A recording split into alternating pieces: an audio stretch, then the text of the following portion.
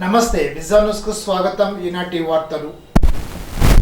IAS బదిలీలో భాగంగా రాష్ట్ర ప్రభుత్వం పలువురు ఐఏఎస్ ను బదిలీ చేయగా పశ్చిమ గోదావరి జిల్లాకు సి నాగరాన్ని నియమిస్తూ ఉత్తర్వులు జారీ చేసింది.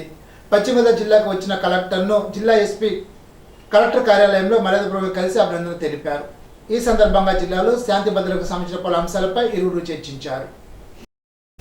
నరసాపురం పార్లమెంటు 7 నియోజకవర్గాల్లో పోటీ చేసిన అభ్యర్థుల తుది 1000 దస్తాలను నరసాపురం పార్లమెంటు నియోజకవర్గాల వ్యయ పరిశీలకులు పీయూష్ శుక్లా, మహల్ అగర్వాల్, విక్రమాదిత్య మీనాలు పరిశీలించారు. శనివారం కలెక్టరేట్ సమావేశ మందిరంలో నరసాపురం పార్లమెంటు 7 నియోజకవర్గాల్లో పోటీ చేసిన అభ్యర్థుల తొలి 1000 దస్తాలను నరసాపురం పార్లమెంటు వ్యయ పరిశీలకులు పీయూష్ శుక్లా, నరసాపురం పాలకొల్లు ఆచరణ నియోజకవర్గాల వ్యయ పరిశీలకులు మహల్ అగర్వాల్, భీమవరం ఉండి తాడేపల్లిగూడెం తణుకు నియోజకవర్గ వ్యయ పరిశీలకులు విక్రమాదిత్య మీనాలు స్వీకరించారు. అభ్యర్థుల పార్టీ ప్రచారంలో చేసిన ప్రచురణలు, ర్యాలీలు, కరపత్రాలు, పోస్టర్లు, బ్యానర్లు, ఫ్లెక్సీలు, సభలు, సమావేశాలు, రోడ్ షోలు, వాహనాలు తదితర ప్రచార ఖర్చుల దస్తాలను ఎన్నికల వ్యయ పరిశీలకులు క్షుణ్ణంగా అధ్యయనం చేశారు. ఈ సందర్భంగా నరసాపురం పార్లమెంటు వ్యయ పరిశీలకులు పీయూష్ శుక్లా మాట్లాడుతూ నరసాపురం పార్లమెంటు 7 నియోజకవర్గాల్లో పోటీ చేసిన అభ్యర్థులు తుది 1000 దస్తాలను స్వీకరించడం జరిగిందని, పూర్తి అధ్యయనం చేసి కేంద్ర రాష్ట్ర ఎన్నికల సంఘానికి పూర్తి స్థాయి నివేదికను అందజేయడం జరుగుతుందని తెలిపారు. జిల్లా కలెక్టర్ పి నాగరాన్ను నరసాపురం పార్లమెంట్ వ్యయ పరిశీలకులు పీయూష్ శుక్లా, నరసాపురం పాలకొల్లు ఆచరణ నియోజకవర్గాల వ్యయ పరిశీలకులు మహల్ అగర్వాల్, భీమవరం ఉండి తాడేపల్లిగూడెం తణుకు నియోజకవర్గాల వ్యయ పరిశీలకులు విక్రమాదిత్య మీనాలు మర్యాదపూర్వకంగా కలిసి పుష్పగుచ్చాన్ని అందజేశారు. ఈ సమావేశంలో జిల్లా జాయింట్ కలెక్టర్ సివి ప్రవీణాదిత్య, జిల్లా రెవెన్యూ అధికారి J Udayabhaskar, election superintendent Durga Prasad, deputy tahsildar M Sanyasarao, వ్యయ పరిశీలకుల సహాయకులు, పోటీలో ఉన్న అభ్యర్థులు, వివిధ పార్టీల ప్రతినిధులు తదితరులు పాల్గొన్నారు. ఉమ్మడి పశ్చిమ గోదావరి జిల్లాలో బీసీ స్టడీ సర్కిల్లో మెగా డిఎస్సికి హాజరయ్యే అభ్యర్థులకు జూలై 11 నుండి ఉచిత శిక్షణ తరగతులు నిర్వహించినట్లు పశ్చిమ గోదావరి జిల్లా వెనుకబడిన తరగతుల సంక్షేమాధికారి జీవీఆర్కేఎస్ గణపతిరావు ఒక ప్రకటనలో తెలిపారు. ఎస్సీ, ఎస్టీ, బీసీ మైనారిటీలకు చెందిన అభ్యర్థులకు 2 నెలల శిక్షణ ఇస్తారని తెలిపారు. శిక్షణా కాలంలో స్టడీ మెటీరియల్ నిమిత్తం 1000 రూపాయలు, నెల 1500 వంతున స్టైఫండ్ అందజేస్తారని తెలిపారు.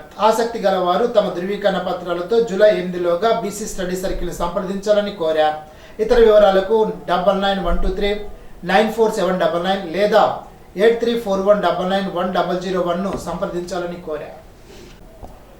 భీమవరం కాంగ్రెస్ పార్టీ కార్యాలయంలో విలేకరుల సమావేశాన్ని నిర్వహించారు. ఈ సమావేశంలో భీమవరం కాంగ్రెస్ పార్టీ ఇన్ఛార్జ్ అంకెం సీతారాం మాట్లాడుతూ రాజ్యాంగాన్ని తూట్లు పొడుస్తోంది బీజేపీనని, రాజ్యాంగాన్ని కాపాడేది ఒక్క కాంగ్రెస్ పార్టీ మాత్రమేనని అన్నారు. మోదీ హయాంలోనే 100 ఎమర్జెన్సీలు వస్తున్నాయని, కాంగ్రెస్ పార్టీ ఎదుగుదల చూసి ఓర్వలేక కాంగ్రెస్ పై విమర్శలు చేస్తున్నారని, కాంగ్రెస్ పార్టీపై విమర్శలు చేస్తే సహించేది లేదని హెచ్చరించారు. అప్పటి బీజేపీ నేత వాజ్పేయి విమోచన కోసం పాకిస్తాన్తో యుద్ధం చేసినప్పుడు ఇందిరాగాంధీని దుర్గామాతతో పోల్చారని, బీజేపీ నేతలకు ఆ విషయం గుర్తులేదా అని, సభలో ప్రధాని మోడీ ఎందుకు ప్రస్తావించలేదని సీతారాం ప్రశ్నించారు. ఎమర్జెన్సీ అంశాన్ని ఆయన ప్రస్తావించడం దురదృష్టకరమని అన్నారు. ఇందిరాగాంధీ దేశం కోసం ప్రాణాలు అర్పించిందని, ఆమె దేశానికి ఏం తక్కువ చేసిందని బీజేపీ నేతలు విమర్శిస్తున్నారని మండిపడ్డారు. కార్యక్రమంలో పార్టీ జిల్లా యువజన అధ్యక్షుడు సోము నాగకేశవబాబు, ఎన్ఎస్యుఐ జిల్లా ప్రెసిడెంట్ చింతగుంట మహేష్, ఏవి రామరాజు, చింతమద్దల సాయి కుమార్, గుండె సురేష్, కొల్లి సత్య శ్రీనివాస్, గౌరీ నాయుడు తదితరులు పాల్గొన్నారు. అందరికీ నమస్కారం. ఈ రోజున మా భీమవరం కాంగ్రెస్ కార్యాలయంలో నిన్న కొంతమంది మన బీజేపీ నాయకులు కాంగ్రెస్ పార్టీ ఎదుగుదల వారం లేక, కాంగ్రెస్ పార్టీపై ఏమీ లేక, ఏ బురద చల్లలేక 10 సంవత్సరాల్లో ఉన్న బీజేపీ ఏం చేయలేక ఆంధ్రప్రదేశ్కి ఒక ప్రత్యేక హోదా కానీ అందువల్ల ఏం చేయలేక గత ఎప్పుడో జరిగిన ఒక 50 సంవత్సరాల క్రితం జరిగిన ఎమర్జెన్సీ కోసం మాట్లాడుతున్నారు. ఇప్పుడు జరిగిన ప్రజెంట్ రాహుల్ గాంధీ గారు, ఇండియా కూటమి అందరూ కలిపి పార్లమెంట్లో సుమారు 25 లక్షల మంది నీటు పరీక్ష రాసి అందరూ కూడా ఎంతో గందరగోళంలో ఉన్నారు. దానికోసం మనం సభలో మాట్లాడదామని చెప్పి రాహుల్ గాంధీ గారు, ఇండియా కూటమి మొత్తం ఆ భారతదేశ ప్రజలందరూ కూడా నీటు రాసి విద్యార్థుల కోసం ఏం మాట్లాడతారో ఎదురు చూస్తుంటే, ఎప్పుడూ గతంలో జరిగిన ఇందిరాగాంధీ గారు అలా చేశారని చెప్పి బీజేపీ నాయకులు కాంగ్రెస్ పార్టీ ఎదుగుదల ఓరం లేకే కాంగ్రెస్ పార్టీపై విమర్శలు చేస్తున్నారు బీజేపీ నాయకులు.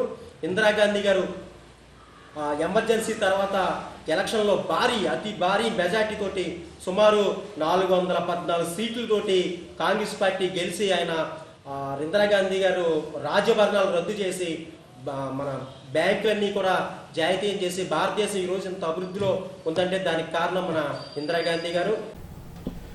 అత్తిలి మండల పరిషత్ కార్యాలయంలో ఎన్టీఆర్ భరోసా పింఛన్ల పంపిణీ ఇతర అంశాలపై టీడీపీ జనసేన పార్టీ మండల నాయకులతో సమావేశాన్ని నిర్వహించారు. సమావేశంలో ఏఎంసీ మాజీ చైర్మన్ పులిశెట్టి చంటి, తెలుగుదేశం నాయకులు అల్తి సత్యనారాయణ, పూతిరెడ్డి శ్రీనివాస్, పులిశెట్టి చందు, జనసేన అధ్యక్షుడు దాసం ప్రసాద్, దిరిసాల వెంకట్, ఎంపీడీఓ శ్రీనివాస్ బాబు, కార్యాలయ సిబ్బంది పాల్గొన్నారు.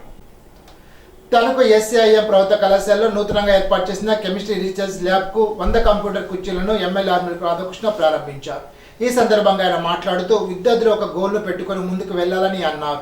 కేవీరావు ఈ కాలేజీలో చదువుకొని కాలేజీకి కంప్యూటర్ చైర్లు అందజేయడం అభినందనీయమని అన్నారు. కళాశాల ప్రాంగణంలో మొక్కలు నాటారు.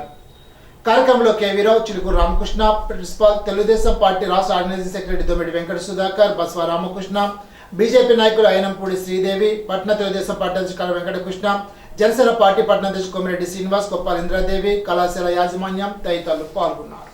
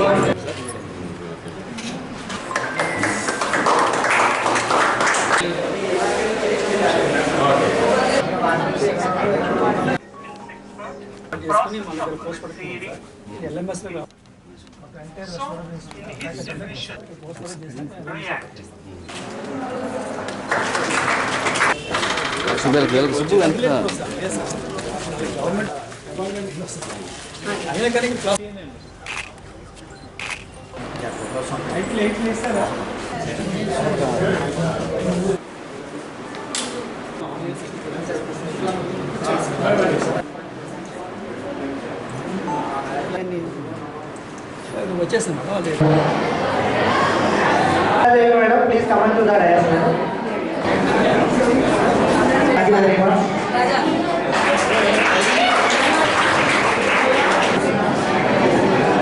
Please stand up. Commercial donation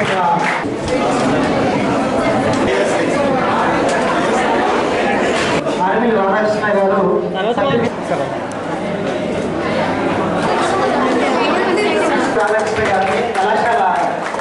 sir ఇక్కడ చూడండి, మిడిల్లో చూడండి,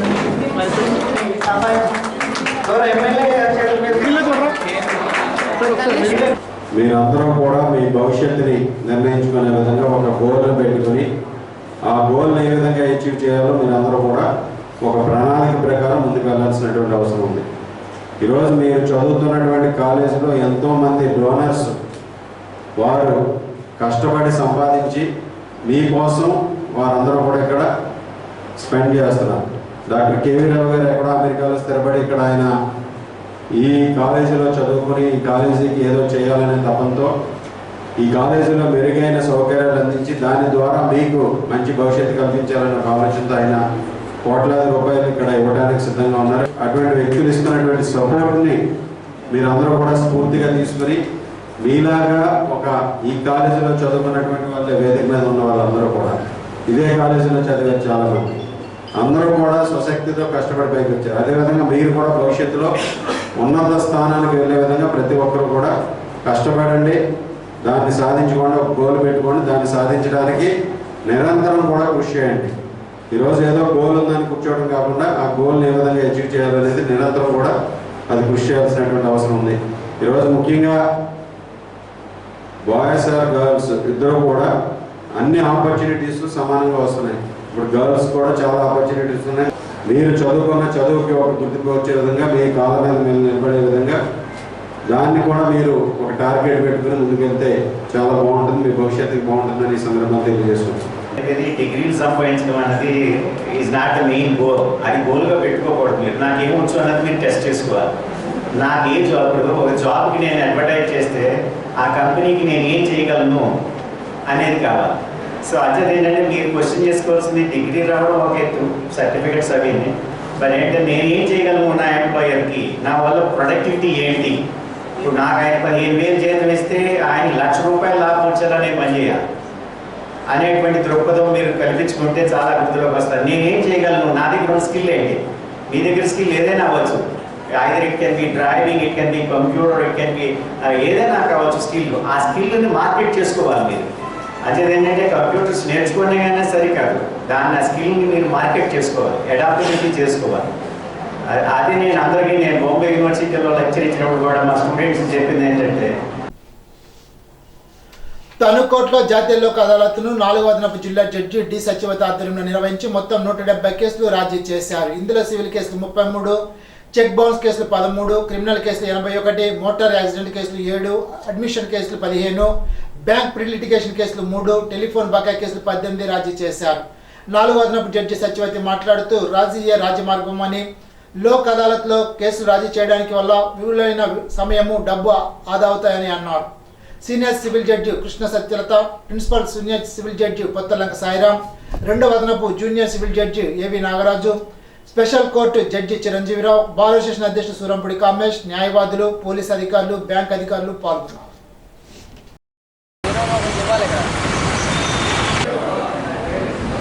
వీడియో కాన్ఫరెన్స్ ద్వారా రాజీ అయ్యారా లేదనేసి మేము ఎంక్వైరీ చేస్తాము. అయితే కనుక వార్డ్ ఫామ్స్ కూడా పాస్ చేస్తాము. రాజీ పని మాత్రమే బోత్ కౌన్సిల్స్ ఉండాలి. వీడియో కాన్ఫరెన్స్లో కూడా చూస్తాం. ఆ ఫెసిలిటీ కూడా ఈసారి మనకి హైకోర్టు వారు అవాయిడ్ చేశారు కాబట్టి అది వినియోగించుకోవచ్చు. సాధ్యమైనంతవరకు ఎక్కువ కేసులు రాజీ డేట్స్ చూడండి. ఈ అవకాశం చూపించింది. మెగాలోక్ అదాలత్ను పురస్కరించుకొని కక్షిదారులు రాజీదాగా చేసుకోదగిన కేసులను రాజీ చేసుకొని వారి యొక్క సమయాన్ని, కట్టిన కోర్టు ఫీజును పొందగలరు.